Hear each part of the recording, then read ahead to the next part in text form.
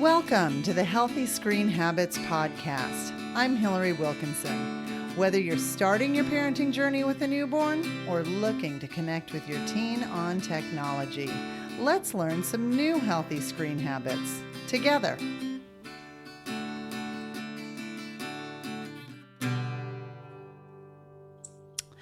Every now and again, you get these really weird moments of experiencing a cliche. And I had that happen when I was first introduced to today's guest.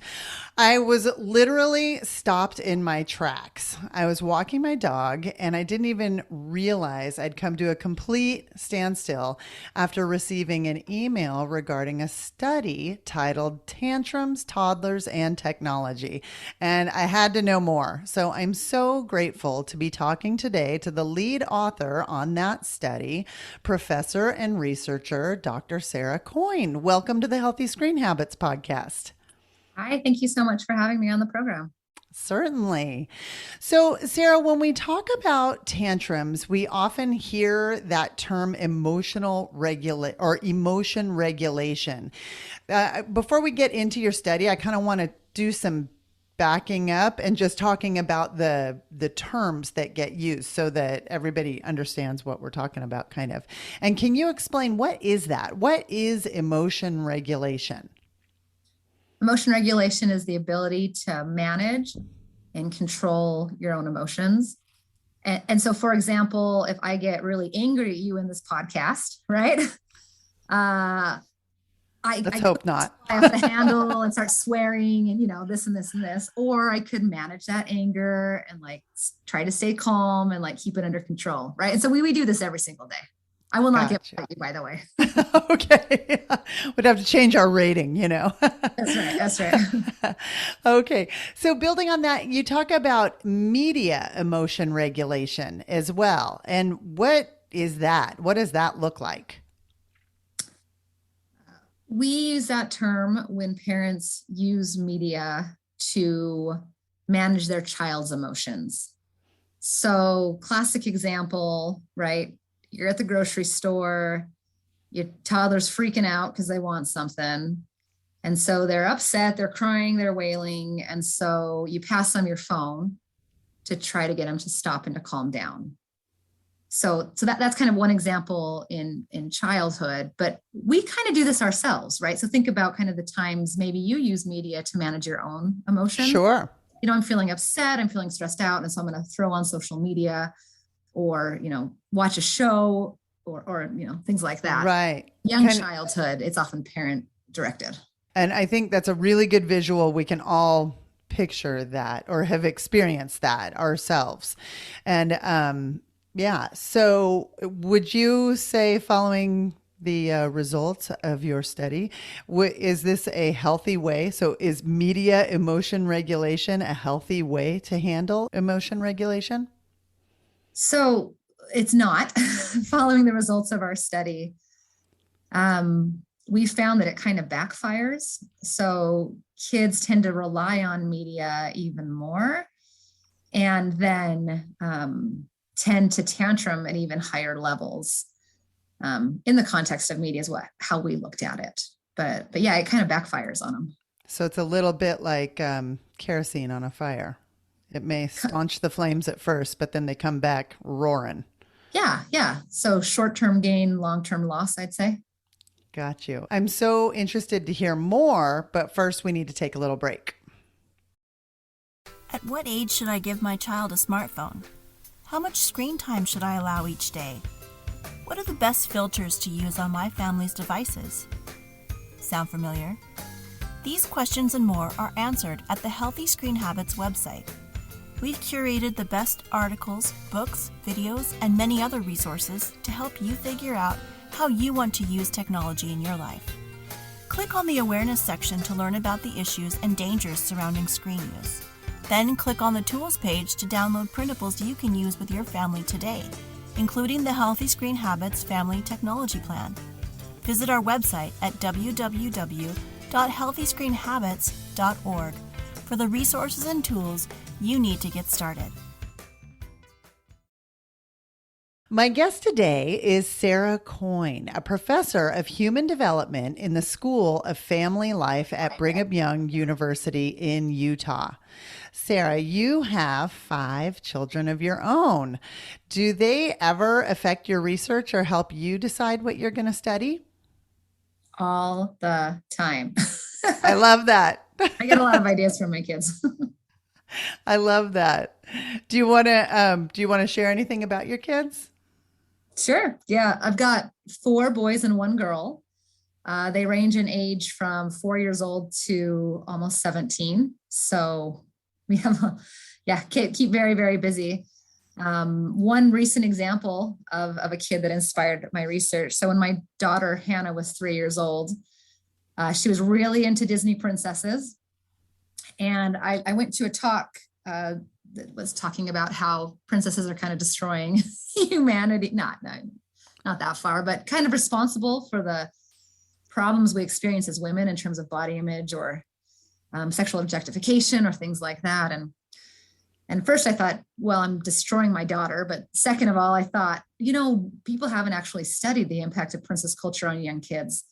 I studied media and child development, so that'd be a pretty fun study to do. Sure. And so that sparked kind of a 10-year study. My daughter's 13 now. I was going to say, just a brief little dally into. Yeah. Just a little dip my toe in there, but yeah, it's been fascinating. That is very interesting. I wish I could hear more about that, but today we're focusing on a different study that you did, which was your study on tantrums, toddlers, and technology. So you also, within that study, you refer to screen media and problematic media. And before we take a deep dive into your findings of the research, could you explain those terms? What is screen media and problematic media? Sure. Screen media is just the amount of time that you spend using a screen. So kind of the overall amount of time you're watching TV in a day, as an example. Problematic media is something that's just beginning to be examined in early childhood. And it's kind of an addictive form of media use, similar to what we see in adolescence and adulthood with kind of a video game addiction. Kids are still developing so much that they don't use the term addiction in early childhood, but they do say problematic media. Oh, okay. In 2018, the World Health Organization officially recognized gaming disorder as a mental health condition in their international classification of diseases. This is the organization's official diagnostic manual. The gaming disorder chapter focuses on disorders caused by the addictive nature of excessive online video game playing. So, of course, this was met with much controversy and opposition from the video game industry. And it's also interesting to note that the American Psychiatric Association has not yet included video game addiction in its most recent edition of their diagnostic manual, which is the DSM-5.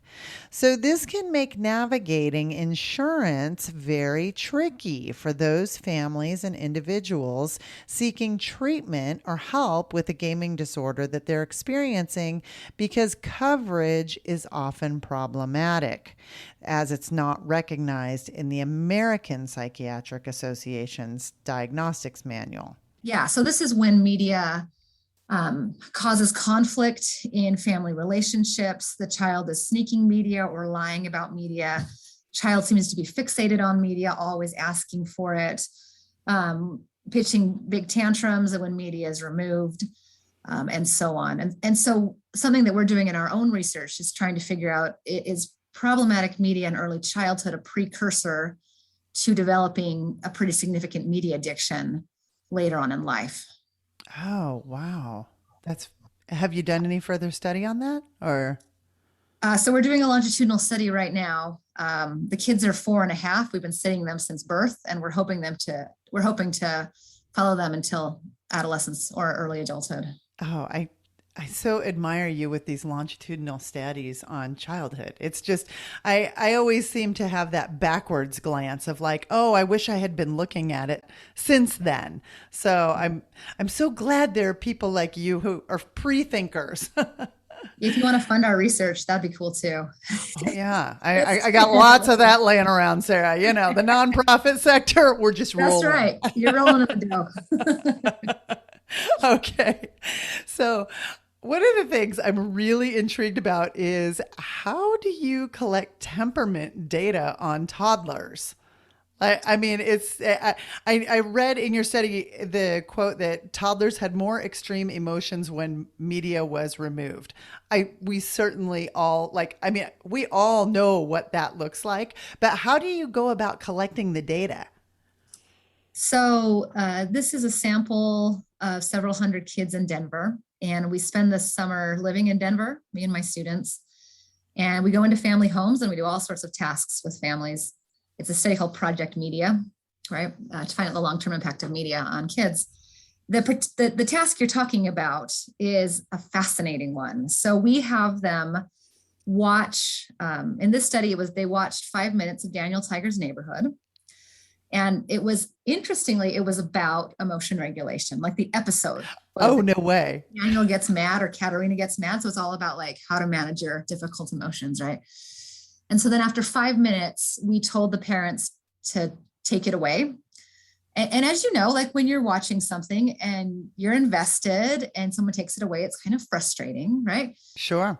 And so we recorded the whole thing. And so we recorded the infant's behavior 2 minutes after media was removed, and then spent several months coding that behavior, the infant's behavior and also the parent's behavior around what happened, to see if we could capture some problematic media. So is the child fixated on the media? Does the child show extreme emotion when media is removed?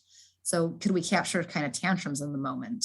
All of this talk about media emotion regulation makes me think of a concept that we often spend time talking about at Healthy Screen Habits, in which digital distraction, when used to regulate emotions, can become a big problem. I'll give you a quick breakdown. So, human beings by nature try to move towards comfort.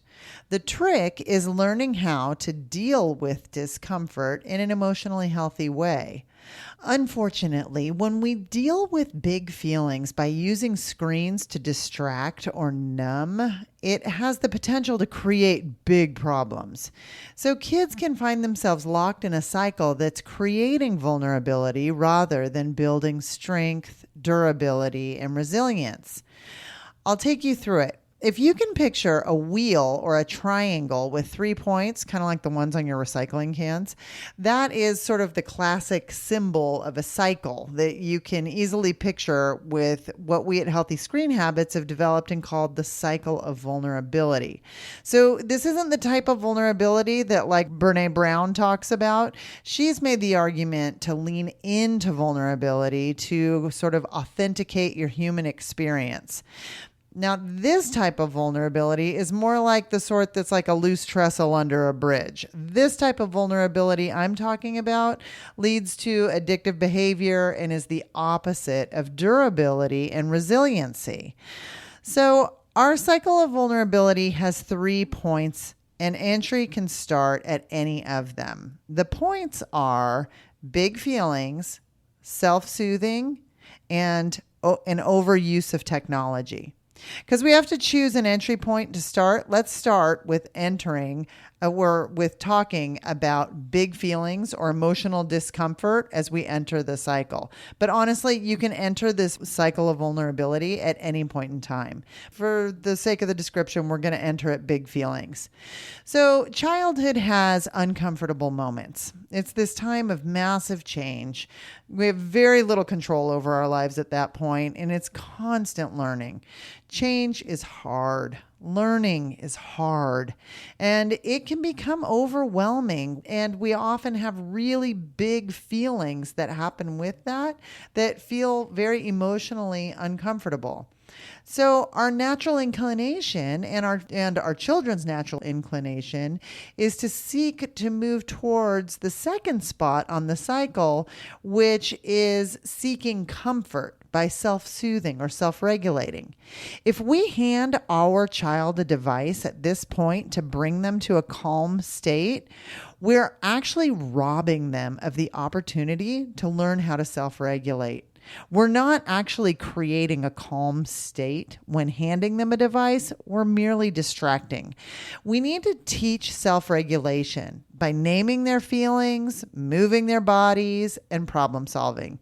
If kids don't know how to self-soothe and have been taught to seek distraction rather than self-regulation, they often, out of convenience and habit, later in life will turn to a distraction or digital distraction to avoid dealing with these big feelings.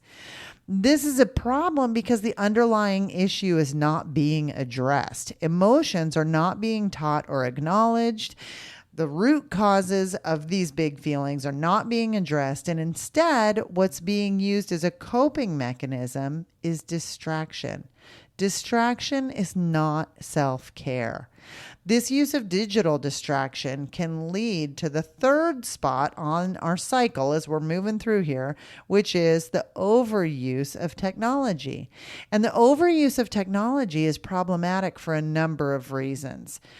One, problems don't get solved, or even worse, they can escalate in the theater of group texts and social media. The other parts are excessive gaming leads to sedentary habits, unhealthy dietary choices, etc. Not always, but people tend to opt for convenience of food and drink, which tend to be processed items. So mindless scrolling also increases the risk of exposure to inappropriate material. And it establishes this overall habit of using distraction in place of self-care. Having no resolution of the original issues that led towards comfort seeking, kids become trapped in this perpetuation of this loop. The worse they feel, the more they use, which in turn makes them feel worse and then use more. And this is why Sarah Coyne's research study stopped me in my tracks. It talks about the foundation of setting up this cycle when we realize the effects of what media can have when we're handing a digital distraction or a digital device to try and, quote unquote, calm a tantruming toddler. I'll put up an image of the cycle of vulnerability in our show notes of this episode. So, after all of this collection and all of this analysis, can you share some of your conclusions? Yes, definitely. So we found that for children whose parents use media emotion regulation, so remember that's like parents using media to calm their kids down in other circumstances. Right. So they're using it as kind of an emotional splint or an emotional Band-Aid to kind of quiet and calm. But in actuality, what we're not doing when we do that, when we hand tech to our kids, we're serving to distract, but we're not giving them the tools to learn how to self-regulate. Exactly. Yeah. And so we found that those families that were high in media emotion regulation, their kids tended to show problematic media responses, both in a questionnaire that we did, and then also in this kind of extreme emotion where they were tended to tantrum more when media was removed. So, as someone who, I can't think of anybody who spends more time with families and children and researches topics like media and aggression and child development. Is there anything that you wish all parents knew about kids in technology or toddlers in technology? Is there anything that you feel like, if I could just put this on a billboard, on any freeway or New York City street, what would you say you would like them to know? It's a really good question. I would say we focus a lot of our energy around screen time, and we assume that reducing screen time will solve all of our problems. But as I've done quite a bit of research on the topic, it's not necessarily the time they're spending, it's the context. And so in the example we just talked about, the context of media was to calm somebody down, right? Instead of letting them express their emotions or talk about emotions or so on. So that's a context that's not all that helpful and actually kind of backfired, right? So if we can teach kids to be critical thinkers around their own media use and to be intentional about the ways that they use media, I think it would have a marked impact on creating a generation that are more healthy media users. Right. So, so you think that there should be, maybe if we could place the emphasis more on, there's been this big drive on digital citizenship, and it's kind of like how to live within the virtual world, but maybe an addendum to digital citizenship is just how to manage digital health. I mean, Yes. Yes, I absolutely agree with you on that. So my kids have had those type of classes and I'm always like, oh my gosh, you have a media literacy class. I'm so excited. But then it's about, don't share your passwords or things like that, which is great. Like absolutely they need that information. But I would love it if they had a class that helped them to interpret media messages that they were seeing in terms of like violence or body image or sex or, all of the gamut.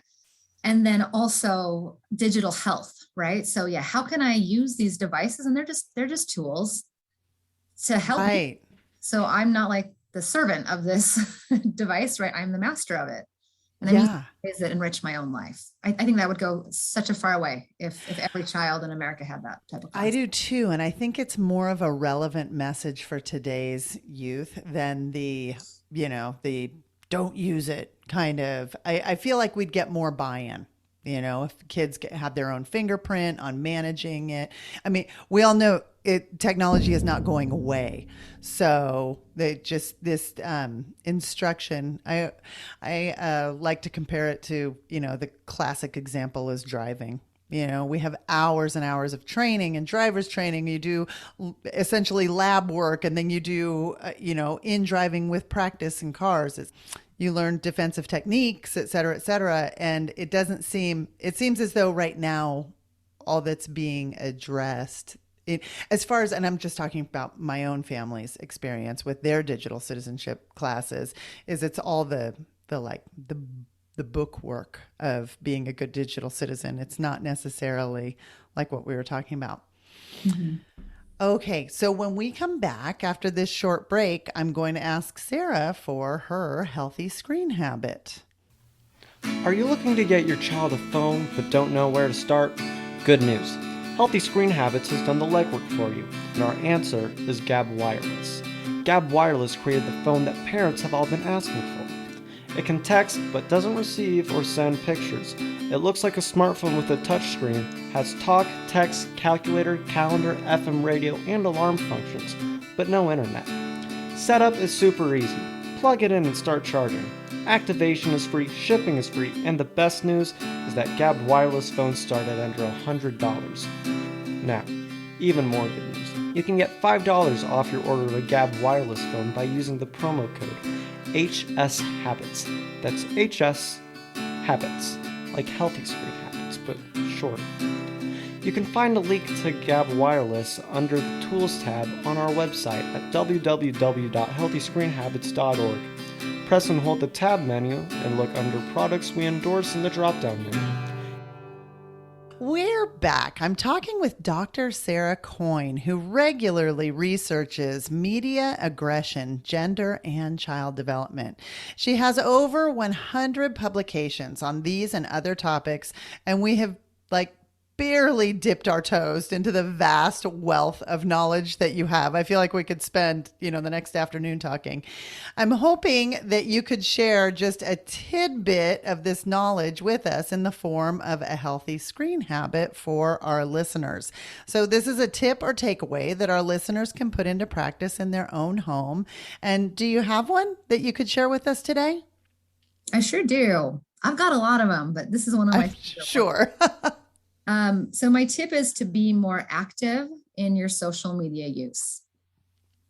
And Okay. I'm really interested in hearing you tease that apart because I got to tell you, I mean, I sound like I'm negating all the stuff that we just talked about the take it away. But I'm really, healthy screen habits were very much about intentional tech use. And so I'm interested in what this looks like to you. You're going to like this, I promise. So there's two major ways that people use social media. The first is passive use, and that's how most of us use it. So you get on Instagram and you just scroll and you scroll and you scroll and you don't really do much and you just keep scrolling, right? The second is active use. Active use is where you're an active participant in social media. So you're posting yourself, you're commenting on other people's posts, even just kind of liking is a low level one. But you're supporting and you're actively connecting with others around you as opposed to just scrolling. And there's been quite a bit of research on the distinction between those two types of use. If you use it in passive ways, it tends to be related to negative mental health outcomes. Oh. Using it in active ways, though, it tends to be related to a reduction in, say, depressive and anxiety symptoms. And so if when you're on social media, again, if we could have a generation that were more active and like I said, more intentional, right? You think, to use your word, about being active in their connections and so on, mental health would increase on the whole as opposed to decrease, which is what, everyone's talking about. So it's absolutely. I've put it in my own life. Every time on social media, I make sure that I'm commenting and I'm commenting positive things and trying to lift others up. I'm thinking about the way that it makes me feel when I'm on social media, the connections I'm making to ensure that I'm having a positive experience as opposed to a negative one. That's fantastic. You're right. I did like it. I was a little bit like, oh, what are we going to talk about here? But I got to tell you, it totally supports that whole, coming from a place of creativity versus from a place of consumption. Yeah. And I think anytime that we are engaged in creating, we are kind of feeding those neural networks as opposed to that consumption, which seems to depress things and lay things down. Yeah. So again, it's not about screen time. If me and you use social media for an hour and you use passively and I use actively, we would have a totally different experience, even though our time is the exact same. Interesting. Okay. Well, great things to think about. And I know I learned a lot today. Thank you so much for sharing your time with us and for sharing your work. Thank you so much for having me on the program. For more information, you can find us on Instagram and Facebook at Healthy Screen Habits. Make sure to visit our website, healthyscreenhabits.org, where you can subscribe to the show on Apple Podcasts or via RSS, so you'll never miss an episode. It's free, it's fun, and you get a healthy new screen habit each week. While you're at it, if you found value in this show, we'd appreciate you giving us a quick rating. It really does help other people find us and spread the word of healthy screen habits. Or if you'd simply like to tell a friend, we'd love that too. I so appreciate you spending your time with me this week, and I look forward to learning more healthy habits together.